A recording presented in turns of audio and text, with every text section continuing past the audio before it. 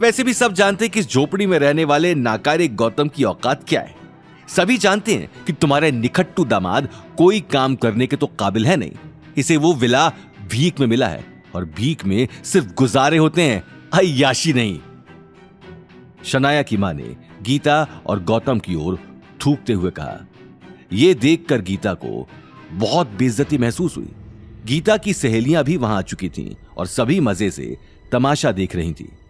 अवनी की आंखों में गुस्से के साथ साथ आंसू देखकर गौतम, जो अभी तक शांत था, गुस्से से उस थूक को देखा जो उसके कदमों के पास पड़ा था। वो तुरंत अपना फोन निकालता है और किसी को फोन मिलाने लगता है।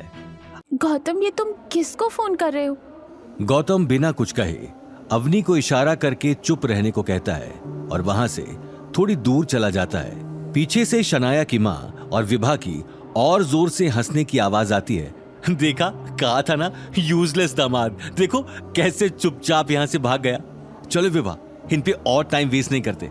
हाँ नेहा, इन फटीचर लोगों के चक्कर में हमारी महारानी एक्सप्रेस न चली जाए। विभा और नेहा शनाया और सिद्धार्थ के साथ वहां से चली जाती हैं, लेकिन उनकी बातों का असर गौतम के चेहरे पर साफ झलक रहा था। गुस्से में गौतम ने काफी टाइट मुट्ठी बना ली थी। हेलो मुंशी जी, मुझे आपसे एक बहुत ही जरूरी काम है। अब बताइए छोटे हुकुम, क्या काम है आपको? आप बहुत गुस्से में लग रहे हैं। मुंशी जी ने पूछा। आप मुझे सबसे पहले ये बताओ कि एंजॉय ट्रेवल्स कंपनी में आपकी कोई जान पहचान है क्या, या आप किसी बड़े ओहदे के इंसान से ताल्लुक रखते हैं? मुंशी जी ने तुरंत जवाब दिया।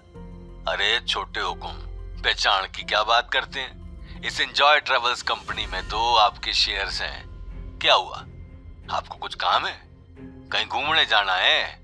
नहीं, मेरे लिए एक काम है और कर दीजिए कि महारानी एक्सप्रेस टूर जो 7 दिनों के लिए अभी कुछ ही देर में जाने वाला है, उसमें मेरे नाम से फर्स्ट क्लास केबिन्स में कुछ वीआईपी पासेस ले लीजिए। अपनी बात कहते हुए गौतम ने फोन काट दिया। वो दूर से ही शनाया की मां नेहा और विभा को खुशी से अंदर जाते हुए देखकर मुस्कुराने लगा और अवनी के पास जाकर खड़ा हो गया। अवनी ने गौतम से पूछा, क्या हुआ? तुम कहाँ गए थे? किससे बात कर रहे थे? गौतम ने बिना कुछ कहे अपनी पलक को झपकाते हुए शांत रहने का इशारा किया और गीता का सामान अंदर ले जाने लगा। गीता, जो पहले महारानी एक्सप्रेस में जाने के लिए एक्साइटेड थी, अब धीरे कदमों से सिर झुकाते हुए मायूस भाव से अवनी और गौतम के साथ अंदर जाने लगी। वो अपनी सहेलियों से भी आंखें नहीं मिला पा रही थी। गीता को प्लेटफॉर्म पे देख नेहा और विभा फिर से शुरू हो गए। कुछ भी कहो विभा, फर्स्ट क्लास की तो बात ही कुछ और है। फ्री में कुली मिलते हैं सामान उठाने के लिए। अरे लेकिन गीता भी कम जुगाड़ू थोड़ी है, साथ में अपना खुद का पर्सनल कुली साथ तो लाई है। नेहा ने गौतम की ओर इशारा करते हुए कहा। अब गीता अपनी सहेलियों के सामने और बेइज्जती नहीं सह पा रही थी और उसने गुस्से में जवाब दिया। बहुत देर हो गई तुम्हारी बकबक सुनते हुए, बस भी करो अब, और जहाँ घूमने जा रही हो ना, वहाँ के लिए थोड़ी एनर्जी बचा कर रखो। थोड़ा संभल के बोलो गीता, और अगर तुम्हें अपने घर जमाई पर आजकल इतना ही फक्र हो रहा है और तुम इसे इतना ही काबिल समझ रही हो, तो जरा इसकी काबिलियत प्रूव करके दिखाओ। नेहा की यह बात सुनकर गीता हड़बड़ा गई। उसके चेहरे का रंग सफेद हो गया। यह पूरा किस्सा अपनी आंखों के सामने होता हुआ देखकर गौतम के चेहरे पर एक मुस्कुराहट थी, क्योंकि वो अपना काम कर चुका था। गौतम नेहा की तरफ बढ़ा। अरे आंटी जी, चिंता क्यों करती हैं? अभी आपके सामने नमूना पेश कर देते हैं। बातें तो बहुत बड़ी बड़ी मार रहे हो। मुझे तो लगता है कि तुम जरूर कोई ना कोई 2 नंबर का काम करते हो। नेहा की यह बात सुनकर गौतम तो शांत खड़ा रहता है, लेकिन अवनी का गुस्सा कंट्रोल से बाहर हो जाता है। वो नेहा की तरफ उंगली करते हुए बोलती है।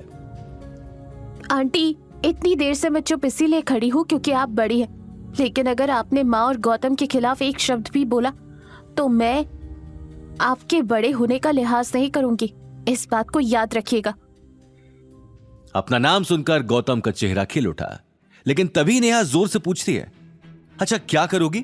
ये तुम्हारी मां इतना बड़ा विला होने के बावजूद भी 3rd क्लास में ट्रैवल कर रही है, तो क्या बेइज्जती की बात नहीं होगी तुम्हारे लिए?